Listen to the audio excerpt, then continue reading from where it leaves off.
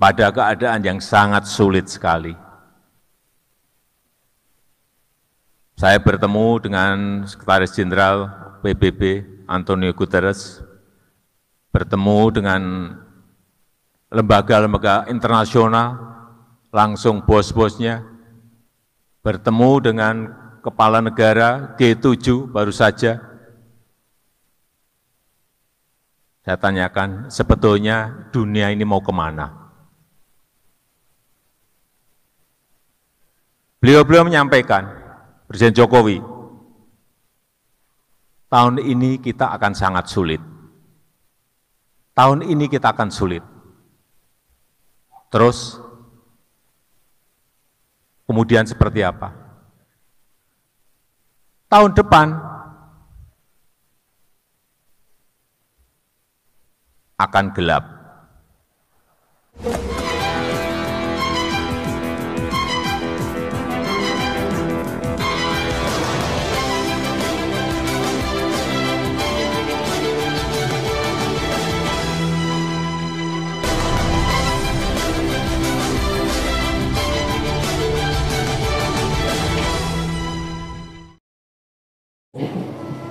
Masalah sumber daya dunia ini itu sudah sangat genting. Negara-negara sangat memerlukan sebuah negara yang akan ditunjuk suatu saat menjadi negara pemimpin di dunia ini, mengganti negara yang adik kuasa yang sekarang. Jadi intinya, hasil dari apa yang dibicarakan oleh pemimpin dunia adalah proses untuk mengarah perubahan sebuah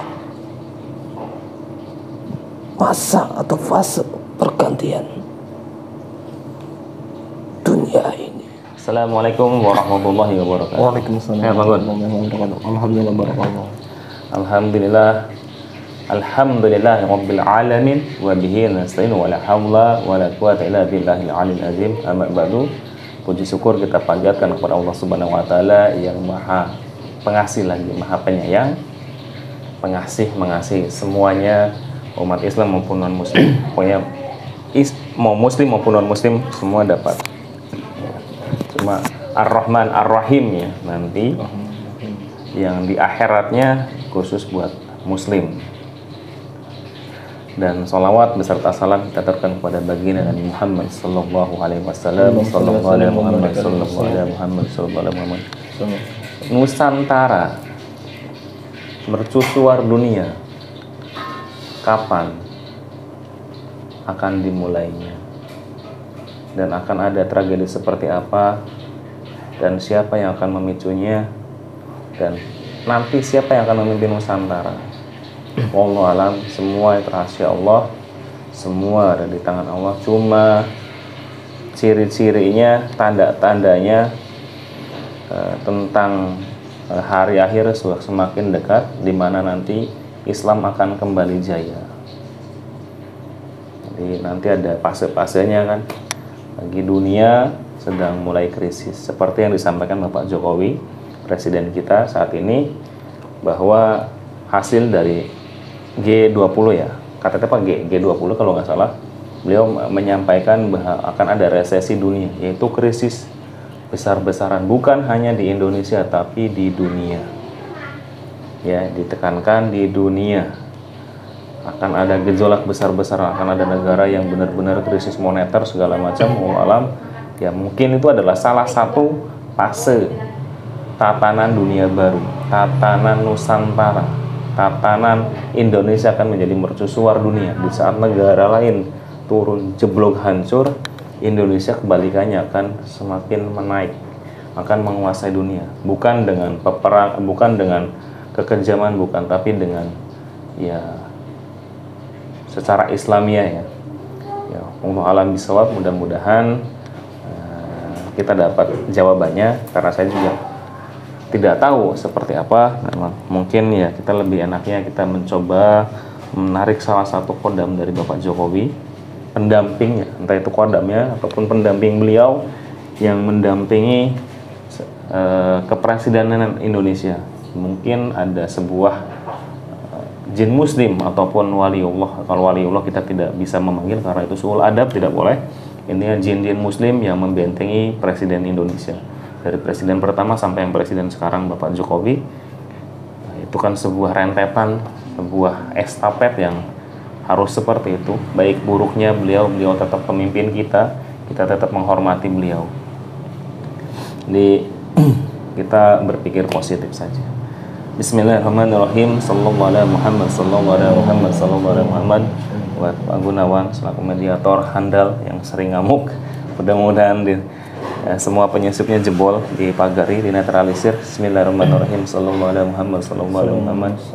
Bismillahirrahmanirrahim. Dengan izin guru saya beliau Sang Yang Nursanwana, mohon diizinkan, mohon diberikan kekuatan buat memanggil pendamping dari Presiden Republik Indonesia, pendamping muslimnya, jin muslim ataupun siapapun yang diizinkan buat hadir dalam tuh mediator untuk berbicara bincang-bincang tentang Indonesia seperti apa ke depannya secara pandangan gaibnya. Bismillahirrahmanirrahim. Dengan izin guru saya beliau Sang Yang Nursanwana, mohon pendamping dari Presiden Republik Indonesia bisa masuk ke mediator yang di samping kanan saya.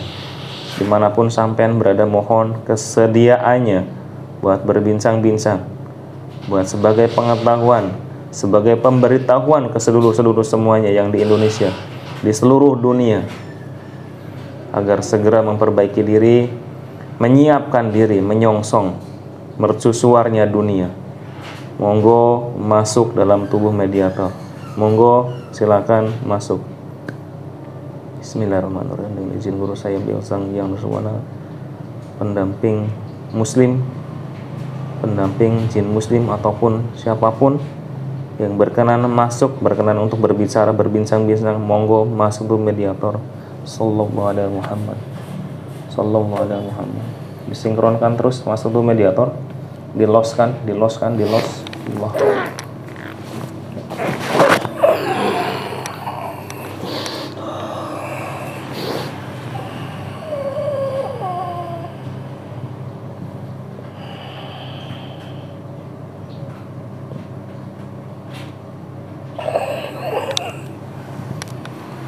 Assalamualaikum.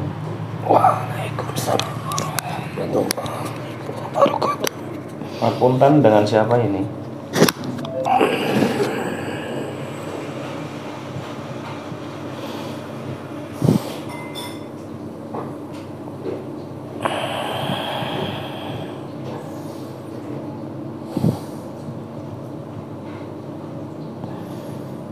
Seseorang.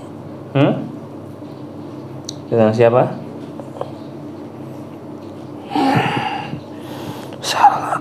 Salah satu pendamping yang mendampingi presiden dari negara jin. Godam jin. Suaranya bisa diperbesar. Malaikatnya dalam tasbih utara tawar, tasbih 1000 miliar malaikat, gelang sepuluh malaikatnya bantu diproteksi. Jika berbohong, berdusta, otomatis jebol, hancur, meledak, semua berkeping-keping. Mohon maaf, suaranya diperbesar ya. Suaranya diperbesar, lantang, los, suaranya los. Suaranya los. Sampai pendamping dari bangsa jin. Iya, Sudah muslim? sudah. Di bawah naungan siapa sampai? Dulu pada saat Raja Nabi Sulaiman, tapi sekarang sudah dibawa dari pimpinan beliau, raja di raja, penguasa alam gaib, raja yang akan memimpin Nusantara ini. Nah ini sampean kan mendampingi seorang presiden Republik Indonesia. Sampean mengikuti pertemuan-pertemuan ke Jerman kemarin tentang G20, tentang perekonomian dunia akan hancur. Itu sebuah tanda apa? Apakah akan seperti itu? Mohon diterangkan, dijelaskan.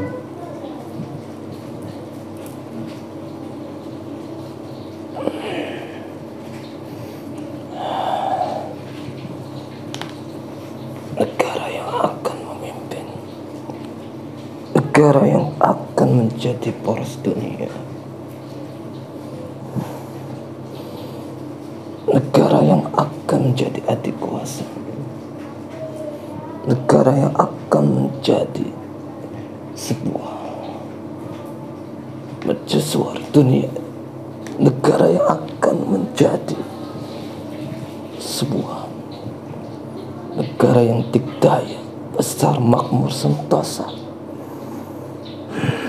Nusantara ini kemarin itu hanya sebuah pembahasan tentang hal-hal yang bagaimana akan terjadi dalam 1-2 tahun ke depan, yang akan bisa menghadapinya dan bagaimana menghadapinya. Masalah ekonomi, masalah keamanan, masalah iklim, masalah sumber daya dunia ini, itu sudah sangat penting. Negara-negara sangat memerlukan sebuah negara yang akan ditunjuk suatu saat menjadi negara pemimpin di dunia ini, mengganti negara yang adik kuasa yang sekarang. Jadi intinya, hasil dari apa yang dibicarakan oleh pemimpin dunia adalah proses untuk mengarah perubahan sebuah masa atau fase pergantian dunia ini menjadi sebuah negara yang akan menjadi Nusantara.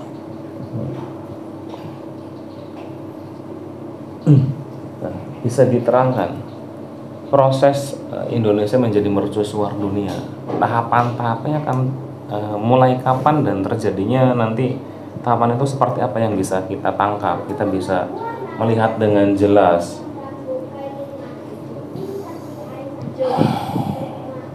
Karena dari Bapak Presiden Jokowi menyebutkan di 2023 itu mulai resesi ekonomi dunia itu hancur. Masa fase perubahan negara Nusantara ini menjadi negara dikdaya, di mana suatu pemimpin nanti akan tergantikan menjadi sebuah kerajaan, di mana yang dipimpin oleh seorang raja di raja. Itu pasti nanti. Tapi fasenya ada perubahan dari huru hara pemerintahan rakyat. Suatu akan terjadi sebuah perang antar saudara. Nah ini kan ada yang bercerita bahwa nanti di saat Indonesia menjadi mercusuar dunia di hari akhir itu semua teknologi, semua senjata-senjata perang itu tidak berguna. Itu maksudnya seperti apa? Sebenarnya nanti akan ada fase di mana senjata yang muktahir atau senjata yang sangat dahsyat tidak akan berguna, karena sebuah awal kehancuran akan datang, di mana orang-orang tidak menganggap lagi suatu apa yang mereka dikatakan senjata, karena tidak bisa dipakai. Ada suatu kehancuran yang sangat dahsyat mengempaskan seluruh bumi ini, hanya menyisihkan orang-orang yang sangat bijaksana atau orang yang beriman. Jadi nanti itu, setelah itu akan adanya suatu perubahan, di mana senjata yang dulu dikatakan adalah senjata kuno akan menjadi senjata utama lagi, terutama negara yang akan menjadikan orang-orang itu dikdaya dan dilindungi tanpa harus menyentuh akan menjadi binasa. Yang dimaksud tanpa menyentuh ini di saat perang nanti, perangnya secara gimana? Apakah secara nyata tembak-tembakan, pedang-pedangan, celurit-celuritan, atau main ketapel, atau perang secara rohani? Semuanya akan beda. Perang itu adalah suatu yang akan terjadi apabila sudah dikehendaki. Tinggal kita mempersiapkan diri tentang ilmu dan iman kita, karena pada saat itu senjata tidak bisa dipakai lagi. Kita tinggal menyentuh dari sini apa yang kita inginkan, pasti mereka akan binasa. Nah, nanti di saat Indonesia menjadi mercusuar dunia, kondisi dunia seperti apa?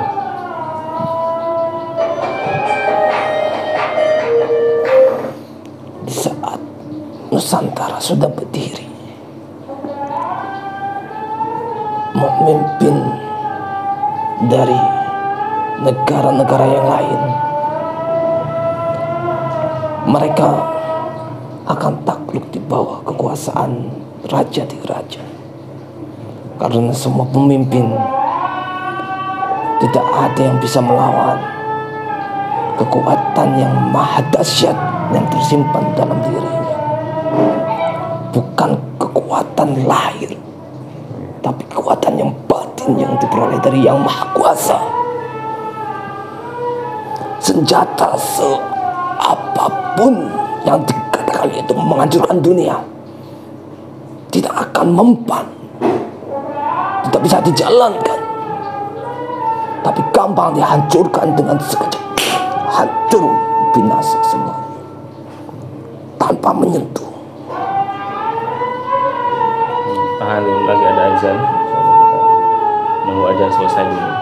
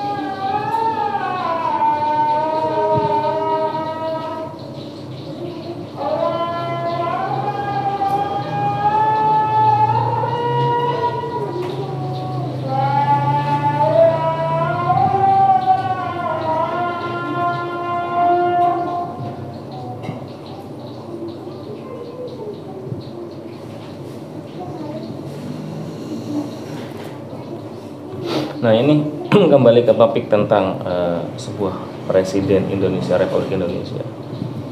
Setelah Bapak Jokowi nanti berganti dengan presiden berikutnya, apakah presiden berikutnya itu orang yang akan membuka gerbang, atau orang yang akan presidennya akan menyaksikan kehancuran dunia, atau gimana? Atau ya presiden nanti yang jadi pun tidak ada pengaruh sama sekali, atau gimana?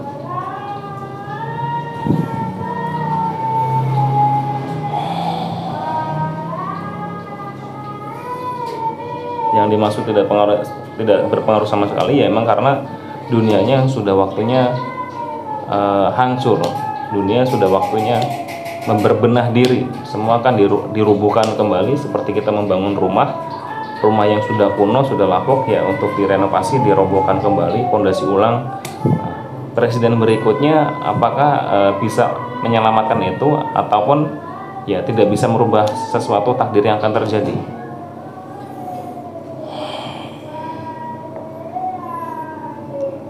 Untuk presiden yang akan datang, banyak tugas yang berat yang harus dijalankan. Membenahi perekonomian, membenahi kemanusiaan, membenahi tata pemerintahan. Karena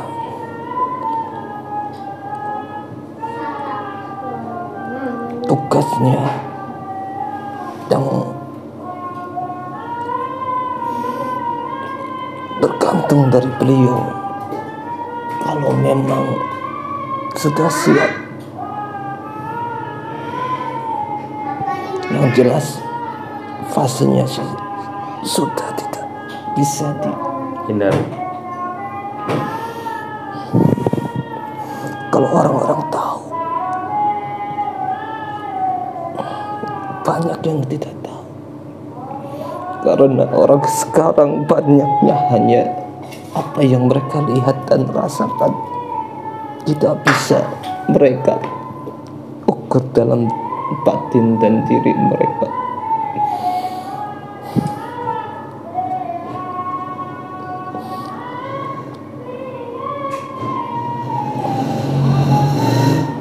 Jadi karena fase penggantian masa, fase untuk Indonesia menjadi mercusuarnya dunia, berarti ya akan tetap merobohkan sebuah negara. Mau dipertahankan seperti apapun akan berjalan seperti itu. Mau sebagus apapun presidennya akan tetap roboh. Betul seperti itu. Sampai pemimpin dunia, pemimpin semua dunia itu, pemimpin dunia nanti yang memimpin dunia akan muncul atau seperti apa? Jadi untuk fase yang tidak lama lagi itu pas pembuka, yaitu tadi gimana huru hara sekarang sudah mulai antar saudara sudah saling membunuh. Apalagi nanti jika memang beliau sudah tunjuk, akan lebih parah lagi. Banyak yang tidak tahu dan tidak mengakuinya. Suatu hal yang benar-benar dijadikan patokan mereka adalah apa yang mereka rasakan dan akal pikiran mereka, bukan apa yang mereka dapatkan dari hidayah yang Maha Kuasa. Suatu negara ini pasti akan berdiri. Negara yang akan lama pasti akan hancur menjadi negara yang baru. Tapi kehancuran itu tidak bisa langsung, dengan tahap permulaan, tahap awal, tahap pembenahan, dan tahap kemapanan.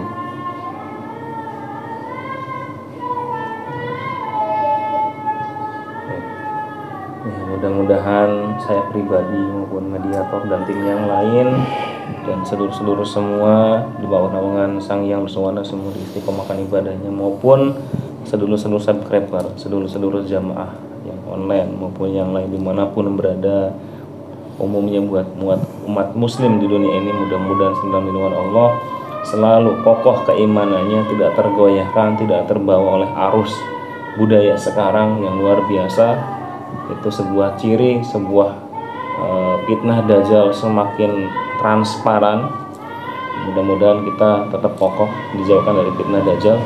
Terima kasih buat sampean yang sudah bersedia hadir ke sini, sudah memberikan pengetahuannya, wawasannya. Dan ini juga tidak harus dipercaya hanya sebuah obrolan yang tidak harus diyakini 100%, tapi jika kita memperbaiki diri, ibadahnya itu sebuah hal yang positif. Ya, kalau percaya dengan hal ini dan kalian tidak melakukan apa-apa dalam kategori tidak memperbaiki ibadahnya, tidak menjadikan kita manusia yang lebih baik dari kemarin, yaitu percuma. Ya, makanya saya bilang jangan percaya seperti ini. Ini hanya hiburan. Tapi bagi kita yang tidak percaya tapi berbenah diri, kalian luar biasa. Oke, terima kasih. Cukup sekian. Assalamualaikum warahmatullahi wabarakatuh. Monggo Mbah kembali ke tugas sampean dan bismillahirrahmanirrahim. Allah sallallahu alaihi wasallam.